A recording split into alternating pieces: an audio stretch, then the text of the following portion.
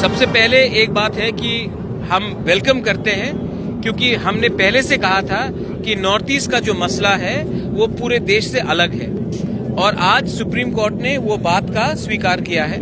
और supreme court ने ये भी कहा है कि हम आसाम और त्रिपुरा का जो मैटर है, नॉर्थ ईस्ट का जो मैटर है, वो हम अलग से देखेंगे। ये हमारे लिए अच्छी बात है। हमने एक दो एविडेंस और भी दिए थे, क्योंकि हमारी जो सीमा है वो डायरेक्टली बांग्लादेश के साथ है, और हमने हमारे जो लॉयर है अभिषेक मनु सिंघवी जी, उन्होंने अपना एविडेंस में दिखाया था कि हमारा क्रॉस बॉर्डर इन्फिल्ट्रेशन अभी भी हो रहा है। सुप्रीम कोर्ट ने उस बात को देखकर स्वीकार किया है और कहा है ये गंभीर विषय है और इसको हम रेस्ट ऑफ इंडिया के संग नहीं सुनेंगे, ये डिस्टिंक्ट प्रॉब्लम है, हम इसको अलग से देखेंगे।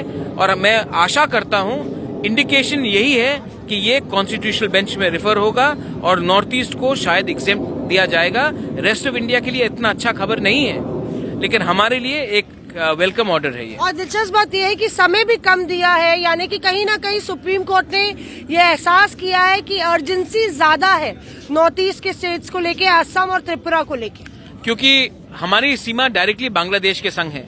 महाराष्ट्र का बॉर्डर बांग्लादेश के साथ नहीं है, पंजाब का नहीं है, मध्य प्रदेश का नहीं है। और हमने एविडेंस भी दिया है, जो आज से 15-20 दिन पहले सिमना में हुआ, ख्वाई में हुआ।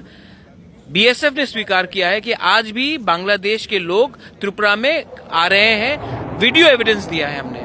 तो सुप्रीम कोर्ट ने उसको गंभीर से देखा है और कहा है कि ठीक है, हम नॉर्थ ईस्ट और में आसाम और त्रिपुरा का मसला अलग से देखेंगे। ये अच्छी बात है, और आने वाले दिन में मैं आशा करता हूं कि सुप्रीम कोर्ट हमारी जो डिस्टिंक्ट प्रॉब्लम है, इंडिया का प्रॉब्लम और नॉर्थ ईस्ट का प्रॉब्लम अलग है, ये एक सिंपैथेटिकली व्यू से देखेंगे।